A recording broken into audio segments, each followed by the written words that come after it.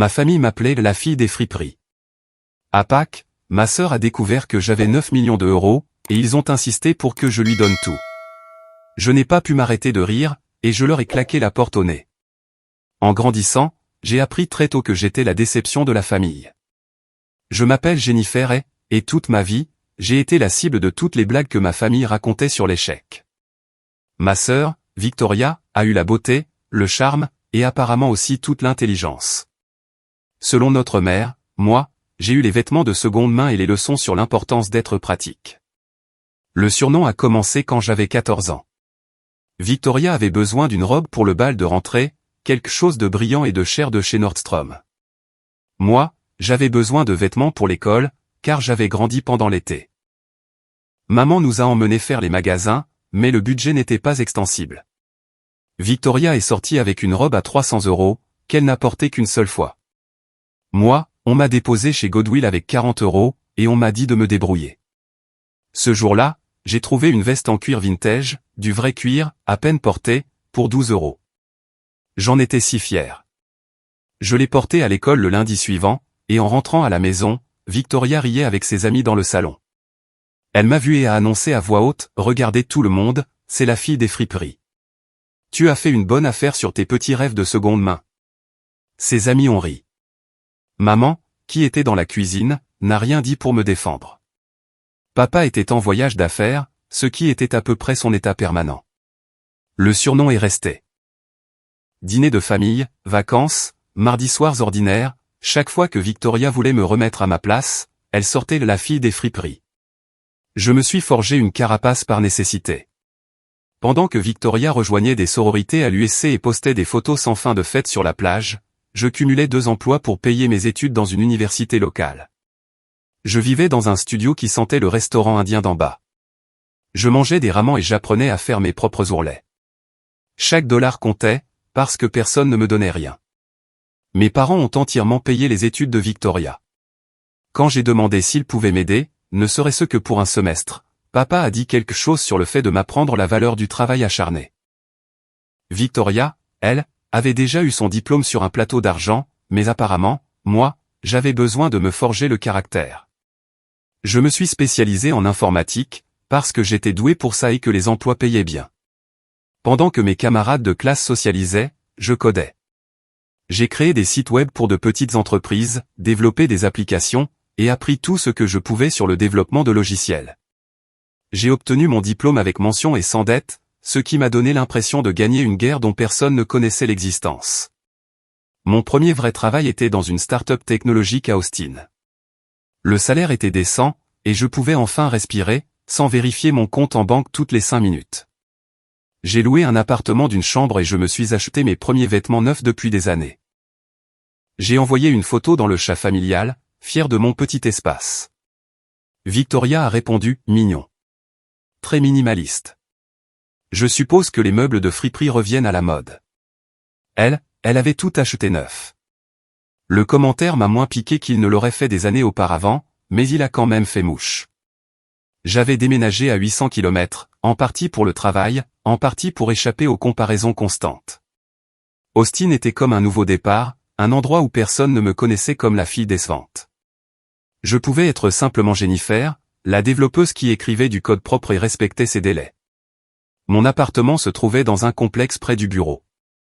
Rien d'extraordinaire, mais il était à moi. J'avais un balcon donnant sur une cour, où d'autres jeunes professionnels se retrouvaient le week-end.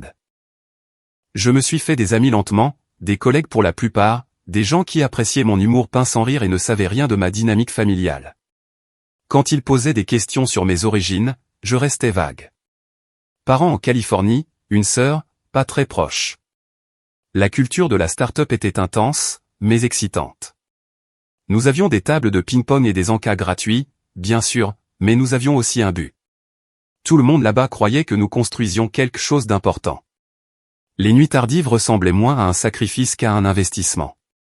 J'apprenais de personnes qui avaient déjà vendu des entreprises, qui comprenaient le jeu auquel nous jouions. J'ai commencé à économiser de manière agressive. À chaque paie, je calculais exactement ce dont j'avais besoin pour le loyer, les charges, la nourriture, et un petit budget de divertissement. Tout le reste allait dans l'épargne ou les investissements. Mes collègues pensaient que j'étais paranoïaque. Ils dépensaient leur argent dans de bons dîners et des voyages de week-end. Je me souvenais trop bien d'avoir été fauchée pour être négligente avec l'argent. À cette époque, Victoria a annoncé qu'elle était enceinte. Le chat familial a explosé d'enthousiasme. Maman était aux anges à l'idée de devenir grand-mère. Papa a commencé à parler d'héritage et de continuité familiale. J'ai envoyé mes félicitations et une carte cadeau, que Victoria a remerciée par un merci générique. Quelques jours plus tard, la baby shower avait lieu en Californie. Je ne pouvais pas me permettre le billet d'avion, le cadeau, et les jours de congé, alors j'ai choisi de travailler. Victoria a posté des photos de l'événement, des décorations somptueuses, des vêtements de bébé de créateur, un gâteau qui coûtait probablement plus que mon budget d'épicerie mensuel. Maman a commenté chaque photo, disant à quel point tout était beau, à quel point ils étaient bénis. J'ai fait des heures supplémentaires ce week-end-là, et j'ai bien avancé sur un projet difficile. Mon patron l'a remarqué. Cette reconnaissance a mené à plus de responsabilités, ce qui a mené à plus d'argent, ce qui a mené à plus d'opportunités. C'est dans cette start-up que j'ai rencontré Brian Cooper, l'un des cofondateurs. Il était brillant, maladroit, et complètement obsédé par le développement d'un logiciel qui révolutionnerait la sécurité des données. J'ai commencé en tant que développeuse junior, mais Brian a vu quelque chose dans mon travail. En 1 an, je dirigeais ma propre équipe. En 2 ans, j'étais sa partenaire, dans tous les sens professionnels du terme. Brian me rappelait un peu moi-même, sous-estimé, motivé par quelque chose de plus profond que l'argent. Il avait été l'enfant étrange à l'école, celui qui codait au lieu de socialiser. Ses parents voulaient qu'il soit médecin. Il les a déçus en abandonnant ses études de médecine pour créer une entreprise technologique. Nous nous sommes liés sur les attentes familiales, et sur la liberté de décevoir des gens qui ne nous ont jamais vraiment connus. Notre relation de travail était une pure alchimie. Il dessinait des idées impossibles sur des tableaux blancs, et je trouvais comment les rendre réelles. Nous nous équilibrions, sa vision, mon exécution. Le reste de l'équipe l'a remarqué. Ils ont commencé à nous appeler le cerveau de l'équipe, ce qui était à la fois flatteur et légèrement agaçant. Nous travaillions 80 heures par semaine. Nous survivions grâce au café et à la détermination. Brian avait la vision, mais j'avais les compétences pratiques pour en faire une réalité. Notre logiciel était bon, plus que bon. Il était révolutionnaire. Les entreprises ont commencé à l'utiliser sous licence. Les petits contrats sont devenus plus gros. Les géants de la technologie ont commencé à s'y intéresser. La première fois qu'une entreprise du Fortune 500 a acquis la licence de notre logiciel, Brian et moi sommes allés dans un bar miteux pour fêter ça. Nous n'étions pas du genre champagne. Nous avons commandé du whisky et nous nous sommes assis dans une banquette qui sentait des décennies de bière renversée, nous sourions l'un à l'autre comme des idiots. On l'a fait, a-t-il dit. On a construit quelque chose qui compte. Ta famille doit être fière, a dit Brian, un peu ivre. J'ai ri. Ils ne comprennent pas vraiment ce que je fais. Ma sœur pense que je répare des ordinateurs. Sérieusement? Elle m'a demandé un jour si je pouvais l'aider à connecter son imprimante au Wi-Fi. Quand j'ai essayé de lui expliquer ce que je faisais vraiment, elle s'est ennuyée et a changé de sujet pour parler de la rénovation de sa cuisine. Brian a secoué la tête. Mes parents me demandent toujours quand je vais retourner à la faculté de médecine. Certaines personnes ne peuvent pas voir au-delà de leurs propres attentes. Nous avons trinqué à cela, au fait d'être vus par les gens qui comptaient, même si nos familles n'en faisaient pas partie. Au fur et à mesure que l'entreprise grandissait, mon rôle aussi. Je ne faisais plus que coder. Je prenais des décisions stratégiques, j'embauchais des membres de l'équipe, je négociais des contrats. Brian me faisait entièrement confiance, ce qui signifiait que j'avais des parts dans l'entreprise qui reflétaient ma valeur. Lorsque nous avons officialisé la structure de propriété, je me suis retrouvé avec 40% de l'entreprise. Brian en avait 40%.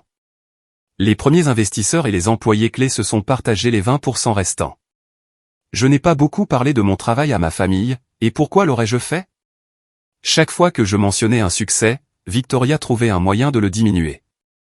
Quand je leur ai dit que j'avais été promu développeuse senior, elle a annoncé ses fiançailles avec Chad Whitmore, dont le père possédait une chaîne de concessionnaires automobiles.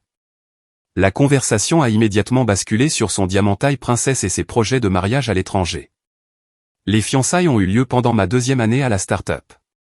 Victoria l'a annoncé dans le chat familial avec une photo de sa main, arborant une bague énorme de carats au moins, peut-être 3.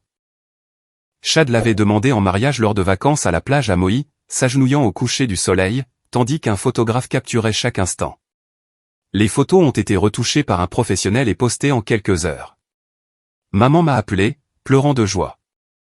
Ta sœur est si bénie, n'arrêtait-elle pas de dire. Chad est un si bon parti. Il va si bien s'occuper d'elle. J'étais en train de déboguer une panne critique du système quand elle a appelé. J'avais 3 développeurs qui attendaient mes instructions et une présentation client dans 2 heures. J'ai dit, félicitations, et que je devais y aller. Maman a semblé déçue que je ne sois pas plus enthousiaste. La vérité, c'est que je ne ressentais rien. Le bonheur de Victoria avait cessé de m'importer, quelque part en cours de route. Sa vie était sa vie. La mienne était la mienne.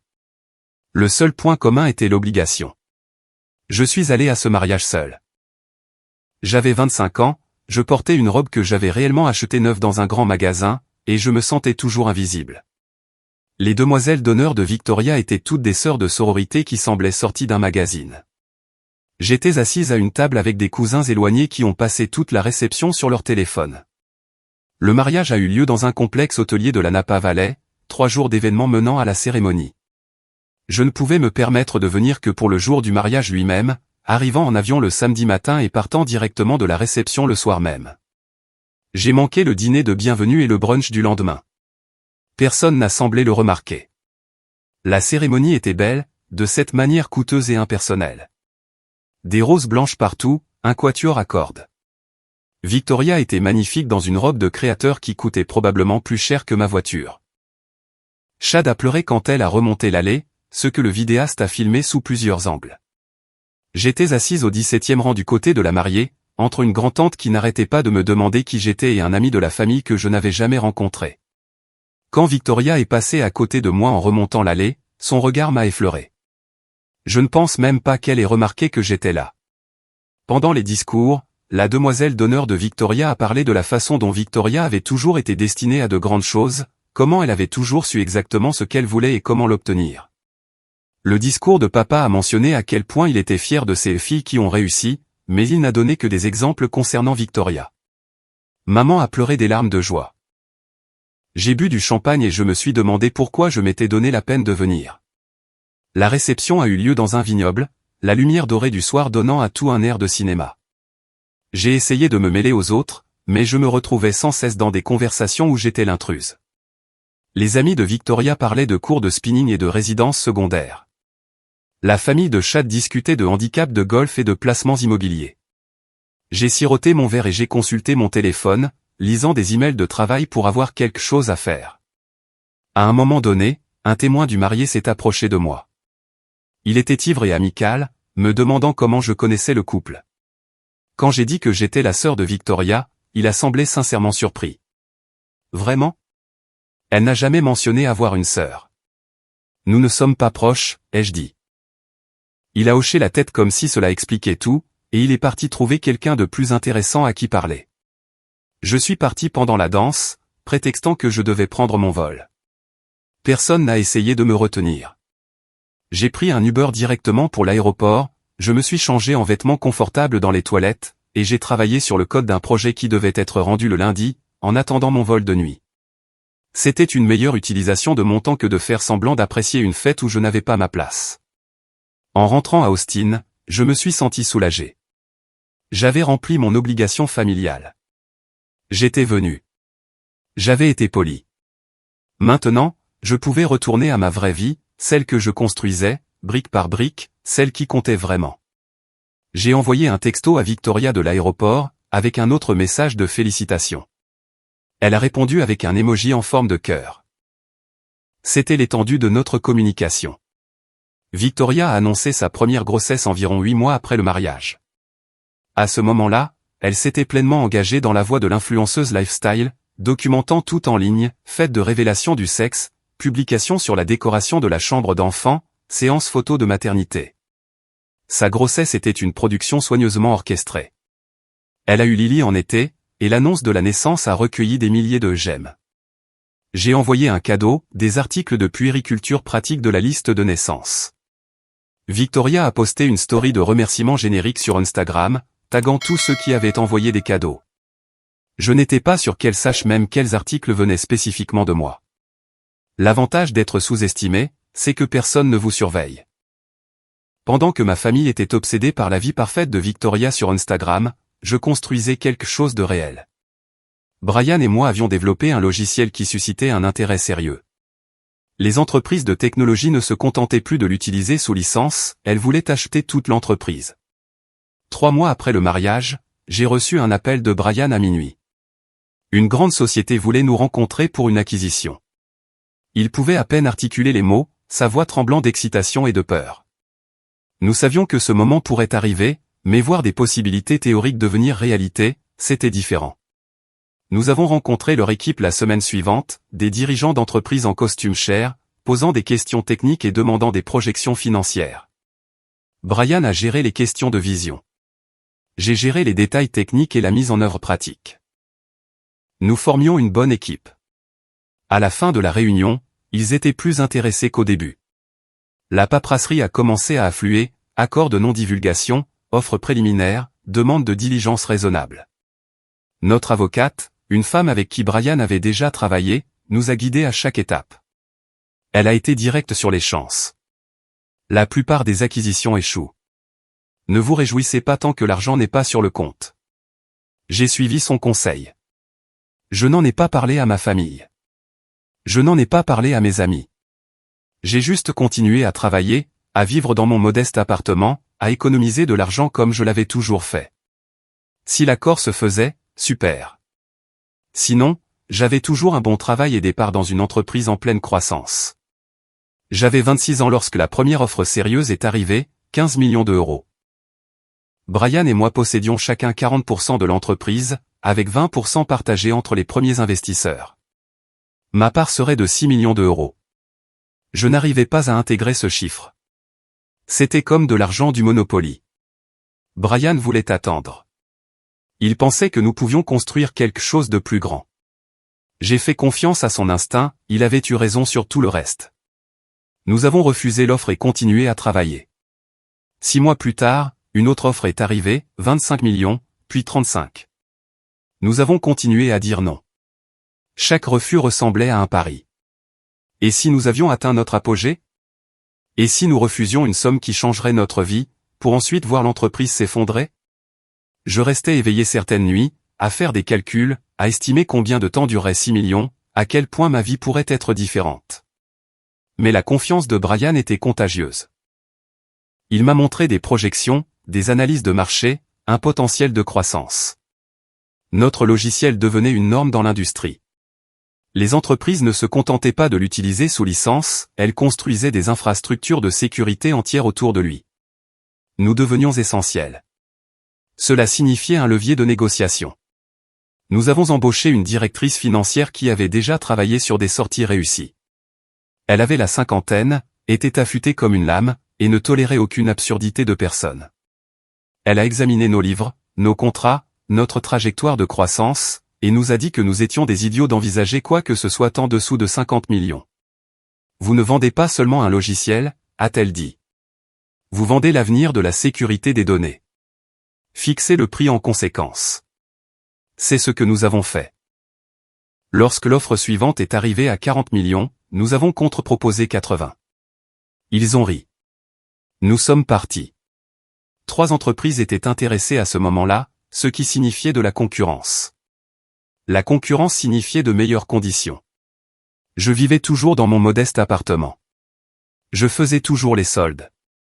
L'argent était théorique, bloqué dans une entreprise qui existait principalement sous forme de code et de contrat. Ma famille n'en avait aucune idée, car je ne leur ai jamais rien dit. À quoi bon? Ils avaient déjà décidé qui j'étais. Victoria avait quitté son emploi en marketing après le mariage.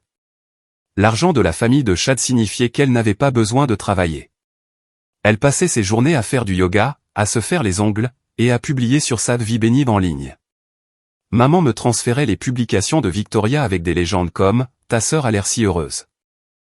L'implication était claire, Victoria avait réussi sa vie, et moi, je luttais encore. À cette époque, Victoria avait eu Matthew, son deuxième enfant. 2 enfants avant 30 ans, tous deux planifiés, tous deux largement documentés sur les réseaux sociaux. Sa vie semblait parfaite, du moins dans les carrés soigneusement sélectionnés d'Instagram, belle maison, beaux enfants, belle garde-robe. Elle était devenue une influenceuse lifestyle avec une audience modeste, recevant des produits gratuits en échange de publications. Ce que je ne savais pas alors, c'est que la situation financière de Chad n'était pas aussi stable qu'il y paraissait. Son père possédait plusieurs concessionnaires, oui, mais Chad avait insisté pour gérer sa propre succursale de manière indépendante, pour faire ses preuves.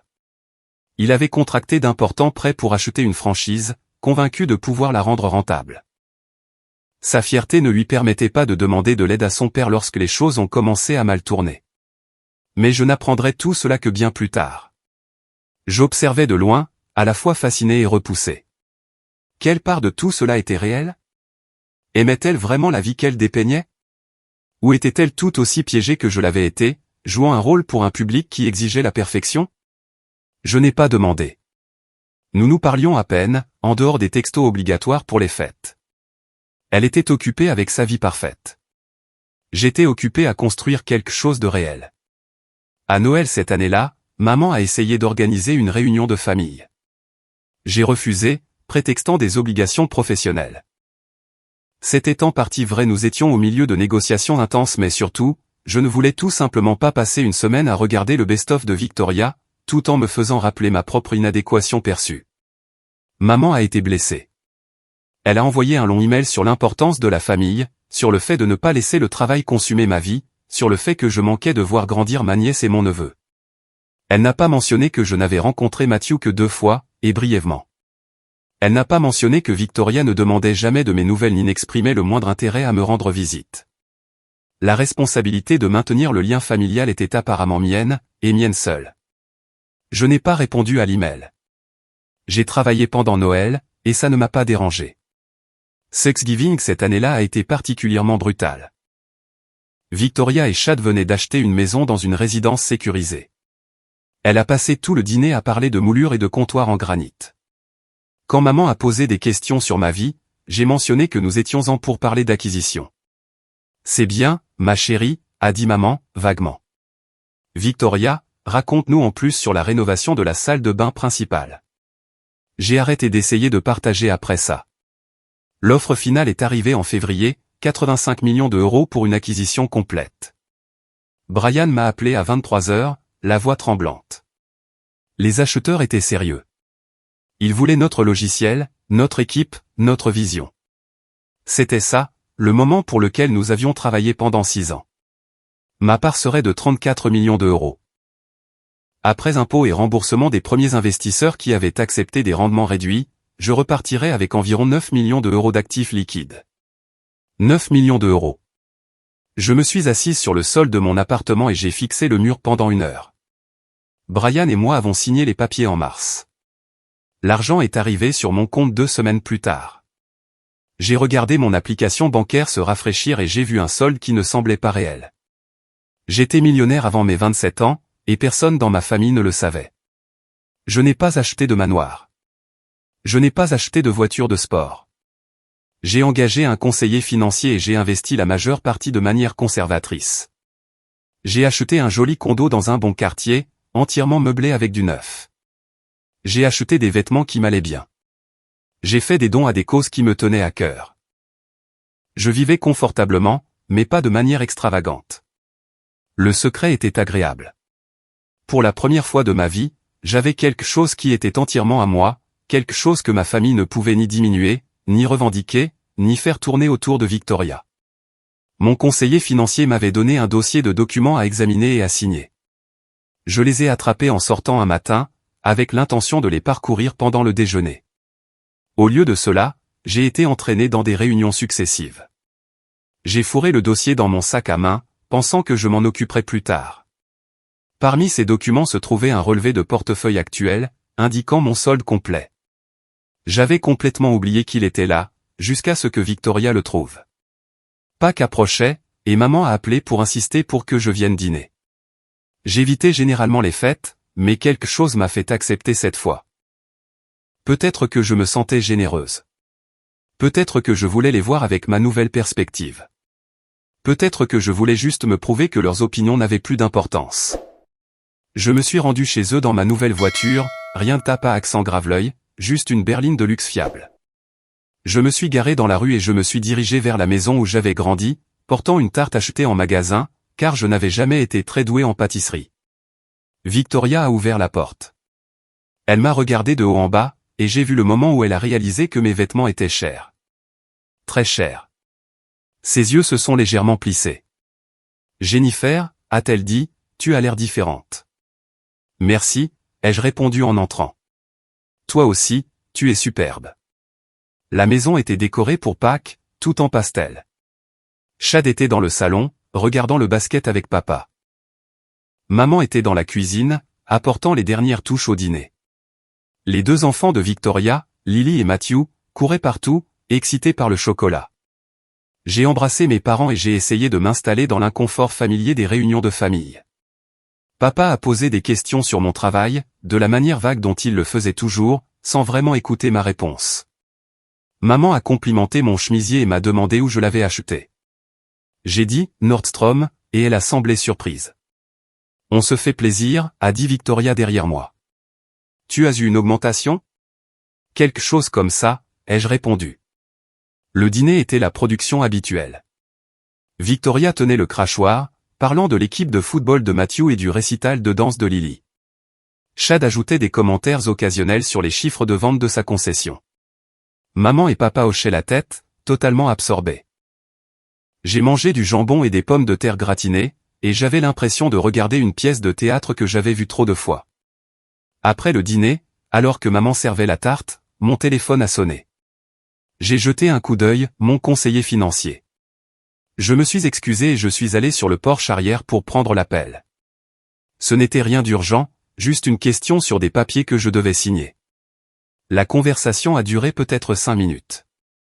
Quand je suis revenu à l'intérieur, l'atmosphère avait changé. Victoria se tenait dans le couloir, mon sac à main à la main. Mon estomac s'est noué. « Tu as laissé ça sur la chaise ?» a-t-elle dit, d'une voix étrange. « Ton portefeuille est tombé quand je l'ai ramassé. » Tout s'est renversé. Elle a brandi un relevé bancaire qui était tombé du dossier. Le solde était clairement visible, 9 400 000 € et quelques. La pièce est devenue silencieuse.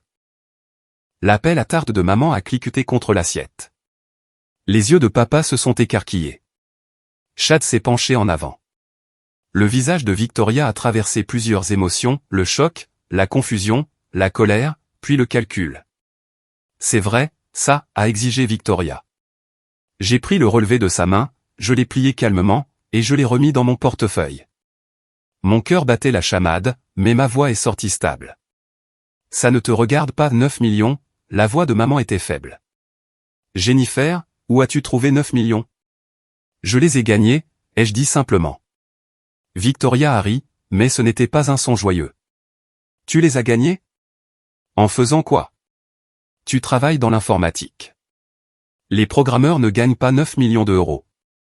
Celle-ci, si, ai-je répondu. Mon entreprise a été rachetée.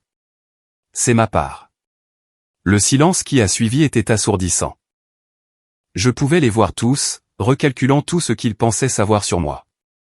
La fille des friperies était millionnaire. La déception de la famille avait plus d'argent que n'importe lequel d'entre eux. Papa a retrouvé sa voix en premier. Jennifer, c'est merveilleux. Vraiment. Pourquoi ne nous l'as-tu pas dit? Parce que ce sont mes affaires, ai-je dit, et parce que je savais que ça arriverait. Qu'est-ce qui arriverait? A demandé maman, l'air blessé. Ça, ai-je dit en désignant leur visage. Vous ne vous êtes jamais soucié de ma réussite auparavant.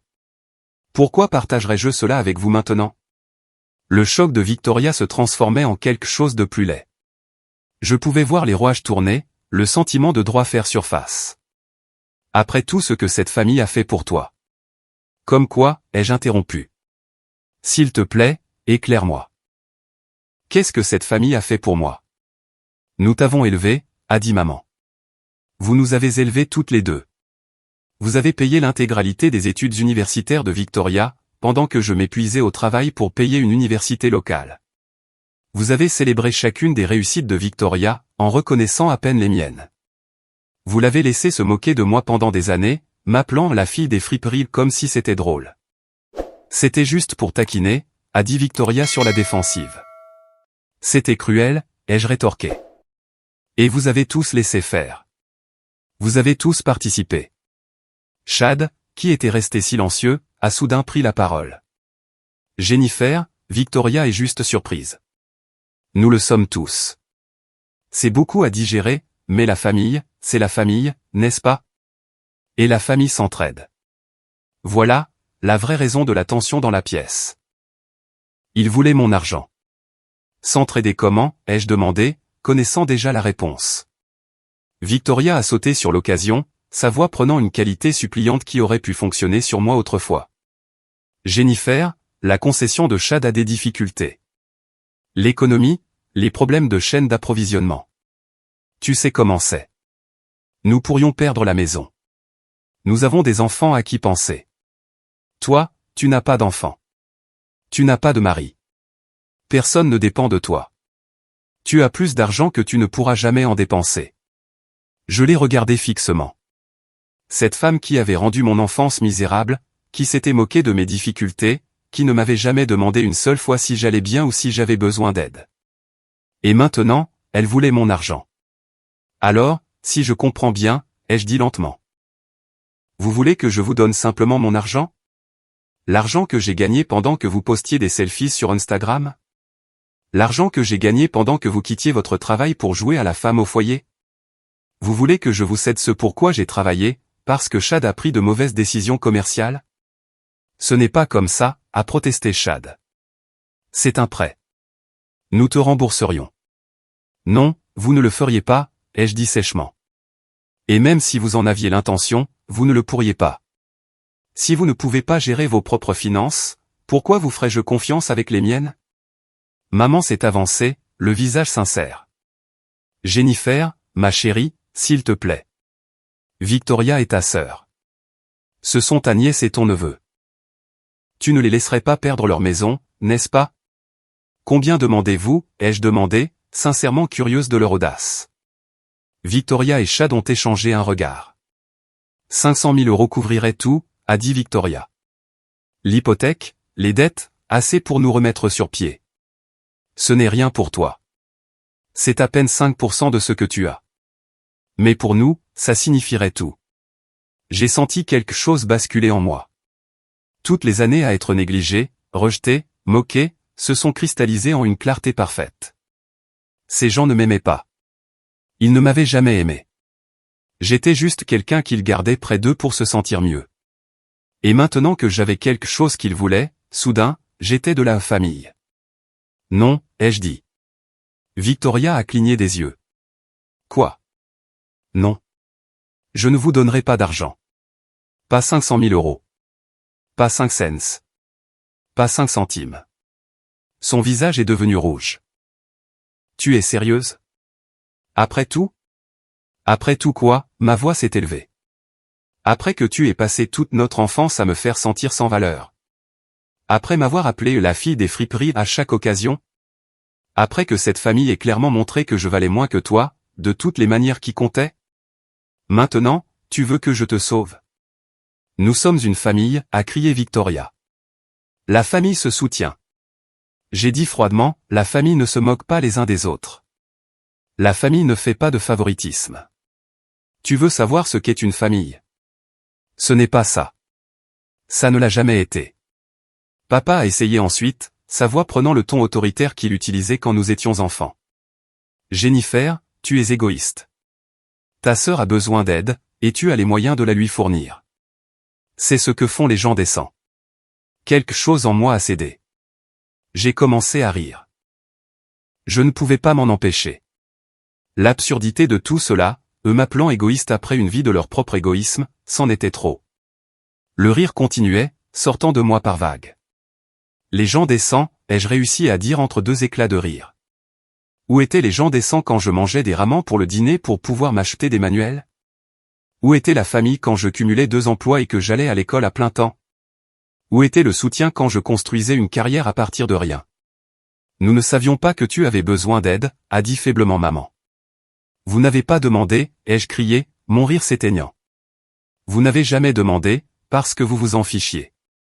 Tant que Victoria était heureuse, réussissait, et postait de jolies photos, je pouvais souffrir en silence. J'étais juste la fille des friperies, vous vous souvenez? Je ne valais pas votre attention. Le visage de Victoria était tordu de rage. Alors maintenant, tu vas vraiment nous laisser tout perdre? Tu vas laisser ta nièce et ton neveu se retrouver à la rue parce que tu es mesquine et amère? Vous n'allez pas vous retrouver à la rue, ai-je dit, fatigué. Vous êtes dramatique. Vendez la maison, réduisez votre train de vie, vivez selon vos moyens comme j'ai dû le faire. Débrouillez-vous comme j'ai dû le faire. Travaillez pour ça, comme je l'ai fait. J'ai des enfants, a hurlé Victoria. Alors sois un meilleur exemple pour eux, ai-je rétorqué. Montre-leur que le travail acharné compte. Montre-leur qu'on ne peut pas simplement se la couler douce grâce au charme et à la beauté. Montre-leur que les actions ont des conséquences. Chad s'est levé, le visage dur. Tu fais une grosse erreur. Nous sommes une famille. Tu vas regretter d'avoir coupé les ponts. J'ai pris mon sac à main et je me suis dirigé vers la porte. Ils m'ont suivi, leur voix se chevauchant, suppliant, exigeant, et menaçant, tout à la fois. Victoria m'a attrapé le bras, ses ongles s'enfonçant dans ma peau. S'il te plaît, a-t-elle dit, et pendant une seconde, elle a semblé sincèrement désespérée. Jennifer, s'il te plaît. Je suis désolé pour ce stupide surnom. Je suis désolé de ne pas avoir été gentille. Je suis désolé, d'accord? Je suis désolé. Aide-nous, s'il te plaît. Je l'ai regardée. Vraiment regardée. Elle était toujours belle, toujours parfaitement apprêtée, mais il y avait quelque chose de frénétique dans ses yeux. Elle avait bâti toute sa vie sur une fondation d'argent et de bonne volonté des autres, et maintenant, tout s'effondrait. Je n'ai rien ressenti. Je suis désolé aussi, ai-je dit doucement. Je suis désolé que tu sois dans cette situation. Je suis désolé que tu aies fait des choix qui t'ont mené ici. Mais je ne suis pas ta bouée de sauvetage. Je ne suis pas ton plan de secours. Je ne suis pas la fille des friperies que tu peux rejeter et ignorer jusqu'à ce que tu aies besoin de quelque chose. J'ai libéré mon bras et j'ai atteint la poignée de la porte. Les excuses de Victoria se sont instantanément retransformées en rage. Espèce de garce égoïste, a-t-elle grondé. Après tout ce que nous avons fait pour toi. Nous t'avons donné un foyer. Nous t'avons nourri. Nous t'avons élevé. Et c'est comme ça que tu nous rembourses? Vous avez fait le strict minimum que les parents sont légalement obligés de faire, ai-je dit. Cela ne vous donne aucun droit sur mon argent. Maman pleurait maintenant. Papa était rouge de colère. Chad faisait les 100 pas, et Victoria avait l'air de vouloir m'attaquer physiquement. J'ai ouvert la porte. Jennifer, si tu franchis cette porte, tu n'es plus la bienvenue, a dit papa, la voix dure. Si tu choisis l'argent plutôt que la famille, tu n'es plus ma fille. Je me suis arrêté sur le seuil et je me suis retourné pour les regarder. Vous avez choisi Victoria plutôt que moi, toute ma vie, ai-je dit. Vous avez choisi les apparences plutôt que la substance. Vous avez choisi le confort plutôt que l'équité. Vous avez fait votre choix il y a longtemps. Je fais enfin le mien. Tu le regretteras, a crié Victoria derrière moi. Quand tu seras vieille et seule, sans personne qui t'aime, tu te souviendras de ce moment. Tu te souviendras que tu as choisi l'argent plutôt que ta propre famille. Je lui ai souri, et ça a dû être un sourire terrible, car elle a reculé d'un pas. Je préfère être seule avec 9 millions d'euros, qu'entourée de gens qui ne m'aiment que pour ce que je peux leur donner. Dehors, a hurlé Victoria. Sors et ne reviens pas. C'est le plan, ai-je dit. Elle s'est précipitée en avant et m'a claqué la porte au nez. J'ai entendu le peine dormant se verrouiller à travers la porte. Je pouvais entendre des cris, des pleurs, le chaos d'une famille qui s'effondre. Je suis resté là un instant, attendant de ressentir quelque chose. Du regret, de la tristesse, n'importe quoi. Au lieu de cela, je me suis senti légère. Je suis allé à ma voiture, je suis monté, et je me suis éloigné de cette maison pour la dernière fois. Mon téléphone a commencé à sonner avant même que j'aie atteint l'autoroute Victoria. J'ai refusé l'appel. Elle a rappelé. J'ai refusé de nouveau. J'ai bloqué son numéro. Puis j'ai bloqué celui de maman, puis de papa, puis de Chad. Le silence était magnifique. Au cours des semaines suivantes, Ils ont tout essayé. Maman a envoyé des emails, me suppliant de reconsidérer, disant que Victoria faisait des crises de nerfs, que le stress affectait les enfants. Les emails de papa ont commencé de manière raisonnable, mais sont devenus de plus en plus en colère quand je n'ai pas répondu. Victoria a créé de nouvelles adresses email quand j'ai bloqué les anciennes. Ces messages alternaient entre excuses et menaces. Chad a envoyé des messages sur LinkedIn, des demandes d'amis sur Facebook depuis de faux comptes, tout pour m'atteindre. J'ai tout ignoré. Lorsque l'avocat de papa a envoyé une lettre de menace concernant de supposées revendications d'héritage, mon avocat a envoyé une lettre de mise en demeure qui a immédiatement mis fin à cette tentative. Le harcèlement a finalement diminué, puis a cessé. J'ai appris par une connaissance commune que Victoria et Chad avaient bien perdu la maison. Ils ont emménagé dans une location dans un quartier moins prestigieux. La concession de Chad a fermé. Victoria a dû trouver un travail, un vrai emploi, dans la vente au détail dans un centre commercial. La résidence sécurisée et la vie parfaite d'Instagram avaient disparu. J'ai ressenti une lueur de quelque chose qui aurait pu être de la sympathie, mais elle est passée rapidement. Ils avaient fait leur choix. Ils avaient bâti leur vie sur des fondations insoutenables. Leurs problèmes financiers n'étaient pas de ma responsabilité à régler. Ce que j'ai fait avec mon argent, c'était mes affaires. J'ai financé des bourses pour des étudiants issus de milieux défavorisés, étudiant l'informatique. J'ai fait des dons à des organisations qui aident les femmes dans la technologie. J'ai investi dans des startups fondées par des personnes qui me rappelaient moi-même, affamées, talentueuses, négligées. J'ai acheté la maison de ma grand-mère quand elle est allée en maison de retraite. C'était le seul endroit de mon enfance qui recelait de bons souvenirs. Je l'ai rénové avec soin, en gardant tout ce qui comptait. J'y vis maintenant, entouré de choses que j'ai choisies, que j'ai gagnées, qui sont vraiment à moi. J'ai commencé à fréquenter quelqu'un que j'ai rencontré par le travail, un autre développeur avec sa propre histoire de réussite, quelqu'un qui comprenait la valeur du travail acharné parce qu'il l'avait vécu aussi. Quand je lui ai parlé de ma famille, il ne m'a pas dit que je devais leur pardonner. Il m'a juste tenu la main et a dit, il y a des gens qui sont de la famille. D'autres qui sont juste des parents. Il y a une différence. 6 mois après Pâques, j'ai reçu une invitation de mariage. Victoria et Chad renouvelaient leurs vœux, dans une sorte de coup de pub pour montrer qu'ils étaient eux toujours forts. L'invitation était adressée à Jennifer et invitée. Il y avait une note manuscrite, malgré tout, tu es toujours ma sœur. J'espère que tu viendras. Nous pourrons parler. Je l'ai jeté sans répondre. 1 an après ce Pâques, j'ai reçu un message de Victoria, par un moyen qu'elle avait trouvé et que je n'avais pas encore bloqué. C'était long, décousu, plein d'excuses qui semblaient plus récitées que sincères. Elle parlait de la difficulté des choses, de tout ce qu'elle avait appris, de comment elle comprenait maintenant ce que j'avais traversé. Tout à la fin, elle demandait si nous pouvions nous voir pour un café. Pas pour demander quoi que ce soit, écrivait-elle, juste pour parler. Juste pour essayer. Je l'ai lu 3 fois. J'ai pensé à la fille que j'avais été, désespérée d'obtenir des miettes d'approbation de la part de gens qui ne m'avaient jamais vraiment vu.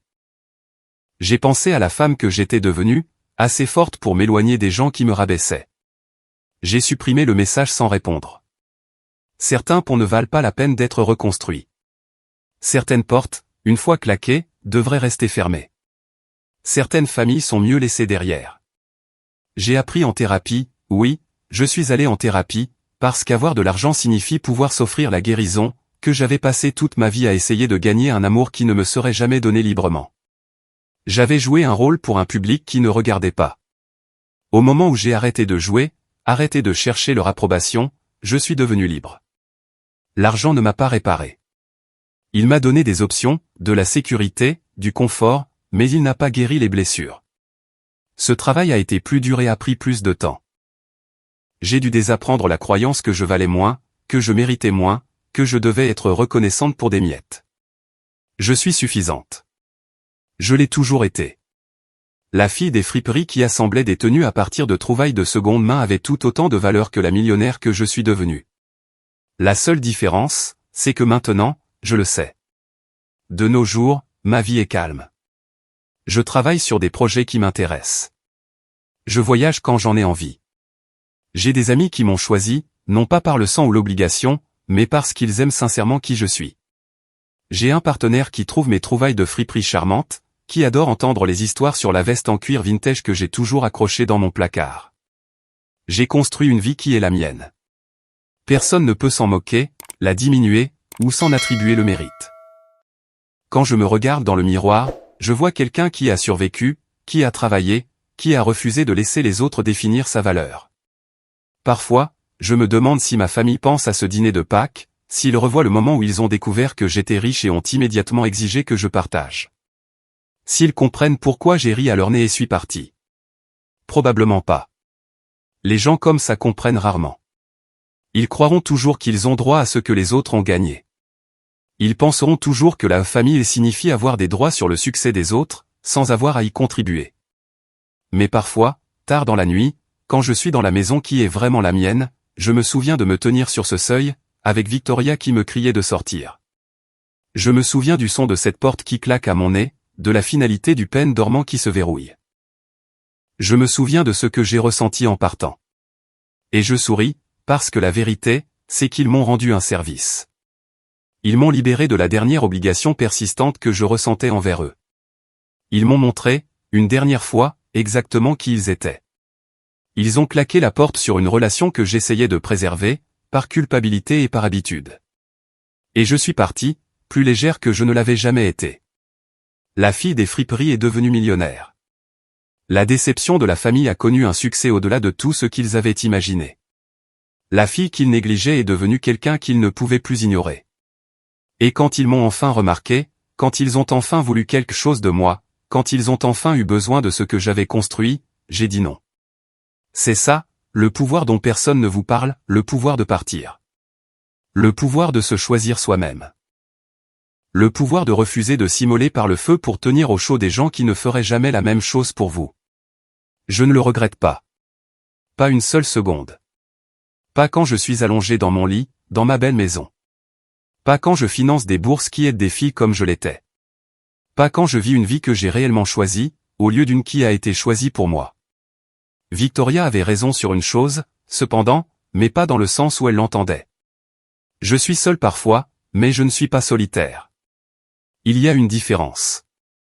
La solitude, c'est être entouré de gens qui ne vous voient pas être seul, c'est avoir de l'espace pour respirer, sans s'excuser de prendre de la place. Je préférerais toujours être seul, plutôt que mal aimé. La dernière fois que j'ai pensé à les recontacter, c'était pour mon anniversaire l'année dernière. Je me suis réveillé avec des messages d'amis, de mon partenaire, de gens qui avaient choisi d'être dans ma vie. J'ai pensé à la différence avec les anniversaires passés, quand ma famille me donnait des cadeaux pratiques pendant que Victoria recevait des bijoux et des voyages. J'ai pensé à appeler, juste une seconde, juste pour voir si quelque chose avait changé. Puis je me suis souvenu du visage de Victoria quand elle a vu mon relevé de compte, le calcul dans ses yeux, la vitesse à laquelle elle amour s'est transformée en exigence. J'ai fait des pancakes à la place, et je me suis offert une journée au spa.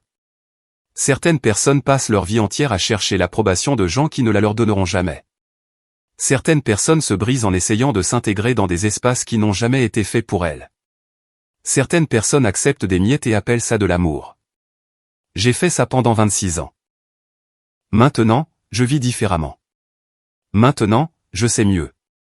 Maintenant, je comprends que partir, ce n'est pas abandonner. C'est grandir. Ma famille m'appelait la fille des friperies comme si c'était une insulte. Ils pensaient que seconde main signifiait de second ordre. Ils pensaient que chasser les bonnes affaires signifiait vivre au rabais.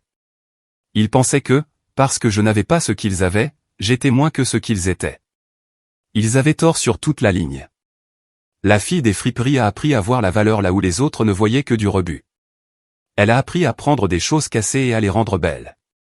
Elle a appris que la valeur n'est pas déterminée par les étiquettes de prix, l'approbation familiale, ou les j'aime sur Instagram. Elle a appris à parier sur elle-même, et elle a gagné. Alors, non, je ne me réconcilierai pas avec ma famille.